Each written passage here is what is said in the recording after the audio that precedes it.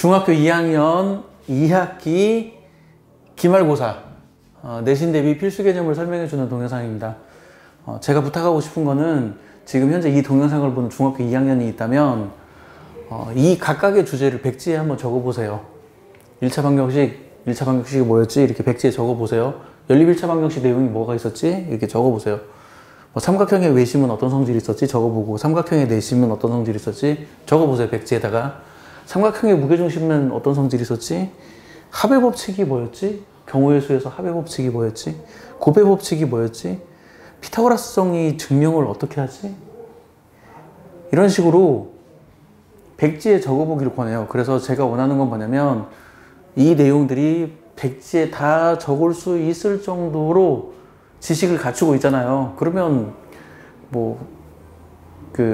내신 기말고사 고득점 보장입니다. 문제를 많이 푸는 것보다 이 각각의 내용을 백지에 능숙하게 적을 수 있을 정도로 충분히 이 기본적인 개념들을 다 익혀두는 것을 권해요. 자, 그러면 무슨 내용이 필요한지 이제 얘기를 해볼게요. 이 부분은 앞부분이에요.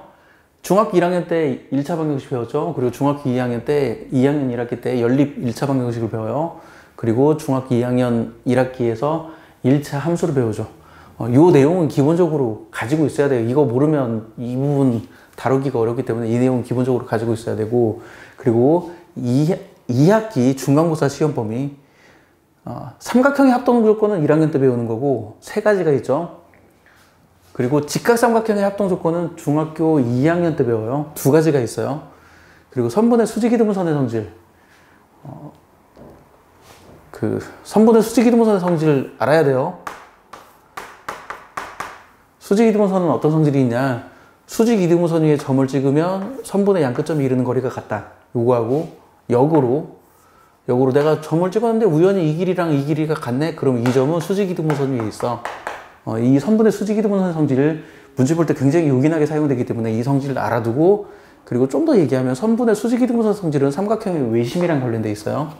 그리고 각의 이등분선의 성질, 각의 이등분선 위에 있는 점을 찍으면 이 길이가 같아. 즉 각을 이루는 두 직선 사이의 거리가 똑같아. 요 성질하고, 그리고 내가 점을 찍었는데 우연히 이 길이랑 같네. 그러니까 각을 이루는 두 직선 사이의 거리가 같네. 그러면 각의 이등분선 위에 있어요. 그래서 수직 이등분선의 성질과 각의 이등분선의 성질은 반드시 알아야 되고, 각의 이등분선의 성질은 내심하고 관련이 있습니다. 내심하고 관련이 있고, 또 각의 이등분선은 또 방심하고도 관련돼 있어요. 그리고 이것도 역시 중간고사 시험 범위지만 알아두세요. 평행사변형의 정의, 성질 되는 조건 알아두세요. 평행사변형의 정의, 두 쌍에 마주보는 변이 각각 평행인 사각형, 평행사변형의 정의예요. 평행사변형의 성질, 두 쌍에 마주보는 변의 길이가 각각 같다. 두 쌍에 마주보는 각의 크기가 각각 같다. 두 대각선은 서로 다른 대각선을 이등분한다. 이게 평행사변형의 성질. 그리고 평행사변형이 되는 조건, 이렇게 생긴 사각형은 평행사변형이야. 두 쌍에 마주보는 변이 각각 평행인 사각형은 평행사변형이야. 두 쌍에 마주보는 변이 각각 길이가 같으면 평행사변형이야. 두 쌍에 마주보는 각이 각각 크기가 같으면 평행사변형이야. 두 대각선이 서로 다른 대각선을 이등분하면 평행사변형이야. 그리고 한 쌍에 마주보는 변이 길이가 같고 평행하면 평행사변형이야. 이런 식으로 평행사변형의 정의, 성질, 되는 조건들을 다 알고 있어야 돼요. 그림은 5개지만 내용은 9개입니다. 평행사변형의 정의 하나, 성질 3개, 되는 조건 5개. 그래서 내용은 9개예요. 요것들 알아야 하고, 그리고 등변사다리꼴의 정의, 직사각형의 정의, 성질, 등변사다리꼴의 정의, 성질 알고, 직사각형의 정의, 성질 알고, 마름모의 정의, 성질 알고, 정사각형의 정의, 성질도 알고, 그리고 평행사변형 중에 어떤 조건이 추가되면 직사각형이 되는지, 어떤 조건이 추가되면 마름모가 되는지, 그런 것도 알아둬야 돼요. 여담으로 등변사다리꼴을 사람들이 등변사다리꼴 이름이 변이기 때문에 이걸 등변사다리꼴의 정의라고 착각하는 사람들인데, 이건 등변사다리꼴의 정의가 아니에요. 등변사다리꼴은 이렇게 각으로 정의해요. 이게 변으로 정의하지 않아요. 각으로 정의해. 이름은 등변사다리꼴인데 정의는 각으로 정의해요. 그래서 등변사다리꼴이 아니라 등각사다리꼴이라고 이름 붙여야 맞아요. 이렇게 이름과 정의가 다르다는 것도 알아두고, 자, 여기까지는 중간고사 시험 범위이고, 여기서부터가 기말고사 시험 범위예요. 물론 학교마다 조금씩 달라요. 어떤 학교는 이게 삼각형의 닮음 조건, 이게 기말고사 시험 범위가 아닌 학교도 있는데, 어차피 닮음을 다루고 평행선과 선분의 길이비 다루고 하려면 당연히 닮음을 사용해야 하니까 제가 여기다 넣어놓은 거예요. 이거 다 알아야 돼요. 그래서 삼각형의 닮음 조건, 삼각형의 합동 조건과 비교해서 삼각형의 닮음 조건을 알아둬야 하고, 그리고 닮음비, 넓이비, 부피비 사이의 관계도 알아둬야 돼요. 두 도형이 뭘로 할까? 이게 뭐 평면 도형이어도 상관없고 입체 도형이어도 상관없어요. 두 도형이 닮음비가 A 대 B다. 그러면 넓이비 혹은 겉넓이의 B는 A제곱 대 B제곱이다. 그리고 부피비는 A 세제곱 대 B 세제곱이다. 이렇게 닮음비, 넓이비, 부피비 사이의 관계도 다 알고 있어야 하고, 농담 같지만 진지하게 우리가 이런 선이 1차원 도형이죠. 이런 면은 2차원 도형이에요. 이런 입체는 3차원 도형이에요. 그래서 선은 1차원 도형이기 때문에 닮음비가 1제곱이 되는 거고, 면은 2차원 도형이기 때문에 닮음비가 제곱이에요. 농담 같지만 진지한 얘기입니다. 그리고 부피, 입체 도형은 3차원 도형이기 때문에 닮음비를 세제곱하는 거예요. 농담 같지만 진지한 이야기예요. 자, 그렇게 알아두고, 그리고 삼각형의 중점 연결 정리 알아야 돼요. 여기서 설명은 안 하겠지만 요즘 세계는 삼각형의 중점을 이은 선분의 성질 뭐 이렇게 되어 있는데 외우기도 힘들어. 나는 그 말이 너무 싫어. 그냥 삼각형의 중점 연결 정리라고 하지. 삼각형의 중점 연결 정리 알아두세요. 이거 동영상이 있습니다. 제가 링크 걸어 놓을게요. 그리고 삼각형의 무게중심의 성질도 알아둬야 돼요. 그리고 사다리꼴의 중점 연결 정리, 이것도 알아둬야 합니다. 그리고 책에는 없지만 제가 하는 표현으로 A 닮음, X 닮음이 있어요. 이것도 제가 동영상 촬영해 놨으니까 링크 걸어 놓을게요. A 닮음, X 닮음을 알아야 평행선과 선분의 길이의 비에 대해서 좀 능숙하게 대처를 할 수 있어요. 그래서 이렇게 평행선이 이렇게 있으면 간격이 일정하든 일정하지 않든 상관없어요. 평행선이 이렇게 있으면 이 길이 대 이 길이, 이 길이 대 이 길이, 이 길이 대 이 길이, 이 길이 대 이 길이가 모두 같다. 이런 내용들. 혹은 이 길이 대 이 길이, 이 길이 대 이 길이, 이 길이 대 이 길이, 이 길이 대 이 길이, 이 길이 대 이 길이, 이 길이 대 이 길이, 이게 모두 다 같다. 모두 다 같다. 그런 내용들이 A 닮음, X 닮음을 알아야 평행선의 선분의 길이의 비를 증명할 수 있기 때문에 이 A 닮음과 X 닮음을 익혀두길 권하고, 아까 말했듯이 이건 제가 동영상을 따로 촬영해놨으니까 링크를 걸어 놓을게요. 그리고 이 평행선과 선분의 길이의 비가 학생들이 엄청 헷갈려하는 부분이기 때문에 이거 연습을 많이 해야 돼요. 그리고 직각삼각형에서 닮음은 무슨 얘기냐면 이렇게 직각삼각형이 있으면 여기에서 공식이 5개가 있어요. 직각삼각형이 있으면 공식이 5개 있습니다. 직각삼각형에서 수선 내리면 이렇게 공식이 5개 있어요. 이 길이의 제곱은 이 길이 곱하기 이 길이다. 이 길이의 제곱은 이 길이 곱하기 이 길이다. 이 길이의 제곱은 이 길이 곱하기 이 길이다. 그리고 소위 말하는 소공식, 이 길이 곱하기 이 길이는 이 길이 곱하기 이 길이랑 같다. 이렇게 4개가 있고, 그리고 5번째가 피타고라스 정리. 이렇게 직각삼각형에서 닮음은 5개의 공식이 있는데, 이 5개의 공식이 의미하는 게 뭐냐면 이 변, 하나, 둘, 셋, 넷, 5개의 변이 있죠. 이것까지 추가하면 6개라고 할 수 있어요. 5개 혹은 이 6개의 변 중에 2개를 알면 나머지 변을 다 구할 수 있어요. 그래서 이 직각삼각형의 닮음을 꼭 알아야 돼요. 어떻게 이 5개의 변 중에 어떤 변 2개가 주어지더라도 나머지를 다 구할 수 있어야 돼요. 그 정도로 매우 능숙하게 연습을 해야 하고, 그리고 피타고라스 정리 증명이 제가 4개라고 적어놨는데, 피타고라스의 증명, 바스카라의 증명, 유클리드의 증명, 가필드의 증명, 4개라고 적어놨는데 사실은 하나가 더 있어요. 여기서 증명하는 거. 요 성질과 요 성질을 이용해가지고 증명하는 증명법이 있어요. 요 성질과 요 성질을 이용해서 증명하는 증명법이 있으니까 그 증명법을 알아두고, 그러면 피타고라스 정리 증명법이 5개죠. 수학 단원 중에, 수학의 어떤 무슨 정리 중에 보통 증명법이 보통 1개 또는 2개 정도 있어요. 근데 피타고라스 정리는 지금 벌써 5개 있거든요. 놀랍게도 인터넷 뒤져보면 피타고라스 정리 증명법이 한 400개 돼요. 400개. 40개가 아니고 400개. 그 중에 내가 한 6개 아는 거야. 그 중에. 내가 모르는 게 몇백 개 있는 거예요. 내가 모르는 게 몇백 개 있어. 그래서 그런데 아무튼 피타고라성의 증명은 꼭 익히길 권하고, 특히 유클리드의 증명, 유클리드의 증명은 꼭 익히길 권해요. 이렇게 정사각형 놓고 정사각형 놓고 정사각형 놓고 해서 이 정사각형의 넓이랑 이 직사각형의 넓이 같고, 이 정사각형의 넓이랑 이 직사각형의 넓이 같고, 그래서 a제곱 더하기 b제곱은 c제곱이다.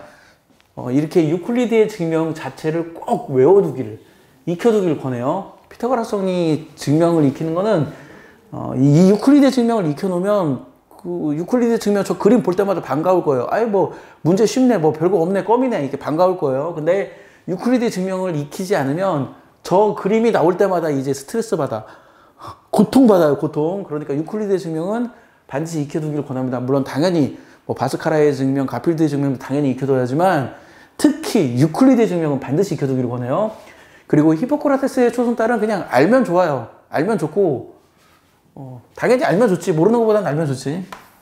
자, 이렇게 직각삼각형이 있는데 반원, 반원, 반원 그렸을 때 요 색칠한 요 도형을 히포크라테스의 초승달이라고 하는데, 이 히포크라테스의 초승달은 요 직각삼각형의 넓이와 똑같다. 이 사실을 알면 좋아요. 이게 한 문제 정도는 나올 테니까 히포크라테스의 초승달 성질은 알면 좋고, 증명까지 할 수 있는 능력을 갖춰주면 좋습니다. 자, 그리고 이제 경우의 수, 합의 법칙, 고배 법칙 알아야 돼요. 보통은 동시면 곱해라, 동시면 곱해라, 동시가 아니면 더해라. 보통은 그렇게 가르쳐 주는데, 아이고, 동시가 아니면 더해라. 보통은 이렇게 가르쳐 주는데, 나는 뭐라고 가르쳐 주냐면 AND면 곱해라, OR은 더해라. 나는 그렇게 가르쳐 줘요. 물론 이것에 대한 자세한 내용은 제가 경우의 수 사칙연산이라는 제목의 동영상이 있는데, 그 동영상도 링크를 걸어 놓을 테니까 합의법칙, 고배법칙 알아두시고, 그리고 경우의 수 문제를 풀 때 초등학교 때부터 배웠어요. 나뭇가지 그림.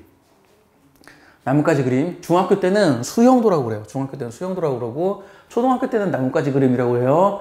영어로는 뭐라고 하냐? 뭐라고 할까요? 초등학교 때는 나뭇가지 그림, 중학교 때는 수형도. 영어로는 뭐라고 할까요? 겁내 쉬운 단어로 써요. 영어로는 뭐라고 하냐면 트리라고 해요. 트리. 그 코딩 하는 사람들 배우잖아요. 뭐 이진 트리 어쩌고저쩌고 배우잖아요. 그 트리가 수형도예요. 수형도. 그래서 은근히 이 수형도가 매우 강력한 능력을 발휘하기 때문에 나 문제를 어떻게 풀어야 할지 모르겠어. 그러면 그냥 수형도 그리세요. 중학교는 경우의 수가 많지 않아. 열 몇 가지, 20 몇 가지 이 정도. 물론 중학교 문제에서도 뭐 100가지, 200가지 그런 경우의 수 문제도 있긴 하지만, 중학교는 보통 열 몇 가지, 20 몇 가지에서 끝나거든요. 그러니까 그냥 모르면 수형도 그려버리면 돼요. 고등학교는 이게 좀 안 통해요. 근데 놀랍게도 수능 문제 중에 수형도 그려서 푸는 문제가 있었어요. 무슨 경우의 수를 구하려고 하는데 뭐 아무래도 경우의 수를 못 구하겠어. 이걸 어떻게 구하지? 하고 봤더니 수형도를 그리고 있더라고. 그래서 의외로 수형도 그리는 게 고등학교 수능 때까지 통하니까 수형도 그리는 방법을 꼭 알아두세요. 그리고 순혈조합이라는 말은 사실은 고등학교 용어이고, 중학교 과정에서는 순혈조합이라는 용어 대신 뭐라고 얘기하냐면 순서대로 나열하는 경우. 사람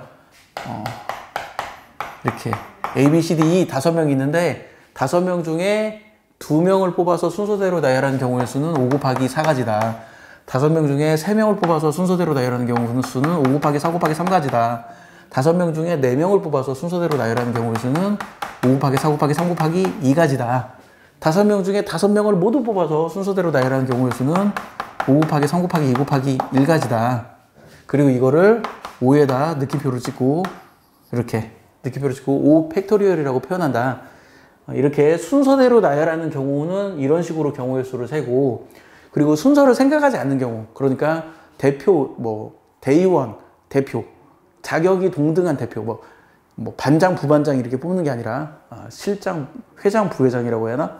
반장, 부반장 이렇게 뽑는 게 아니라, 반장, 부회장, 서기 이런 식으로 뽑으면, 반장, 부반장, 서기 이렇게 뽑으면 순서대로 나열하는 거고, 그냥 대표 3명을 뽑으면 순서를 생각하지 않는 거예요. 그런 때는 2명을 뽑으면 분모를 2팩토리얼로 나눠줘요.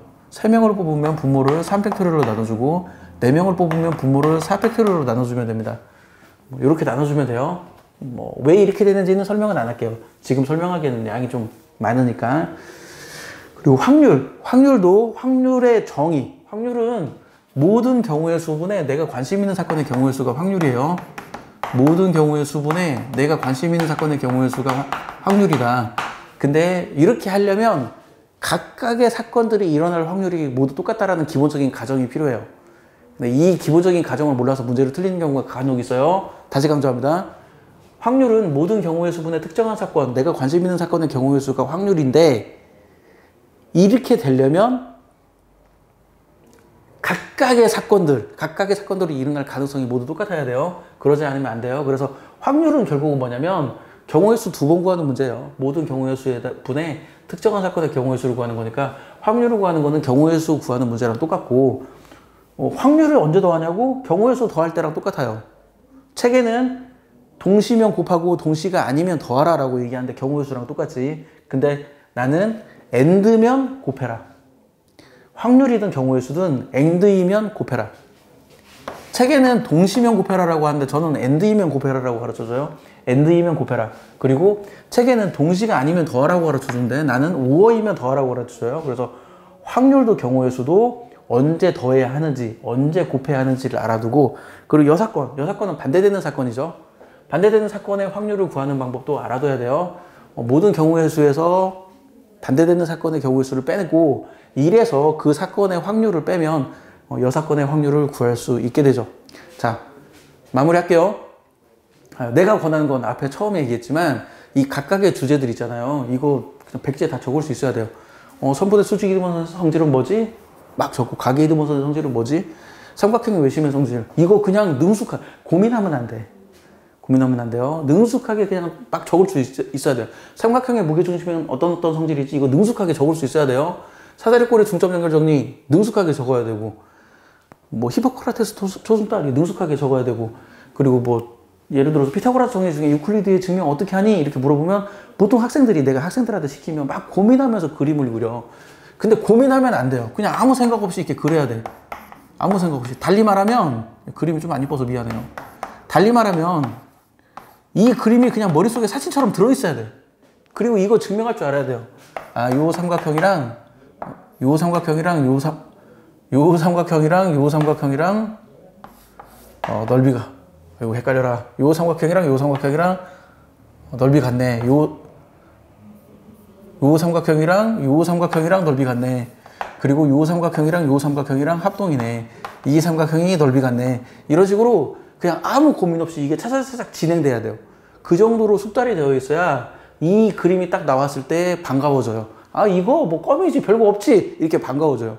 근데 이게 숙달이 되지 않으면, 이걸 막 고민하면서 하는 정도의 그런 수준이 낮아지면 이 문제 나올 때마다 짜증나고 열받아. 그러니까 핵심은 아무 생각 없이, 아무 고민 없이 타다다다닥 나올 때까지, 머릿속에 나올 때까지 이걸 충분히 연습해야 합니다. 이렇게 연습을 하는 것이 문제를 푸는 것보다 훨씬 더 중요해요. 증명할 줄도 알아야 돼요. 삼각형의 무게중심의 성질 증명할 줄도 알고, 삼각형의 중점 연결 정리 증명할 줄도 알고, X 닮으면 A 닮으면 증명할 줄 알고, 이런 것들도 다 증명할 줄 알아야 돼요. 그 정도 수준이 되면 이게 그렇게 어렵지 않게 풀 수 있고, 그리고 여담으로 한마디 더 하면, 이 닮음 단어는 수학을 가르치는 사람 입장에서 중학교 1, 2, 3학년 과정 중에서 수학을 가르치는 사람 입장에서 가장 어려워하는 단어는 이 닮음 단원이에요.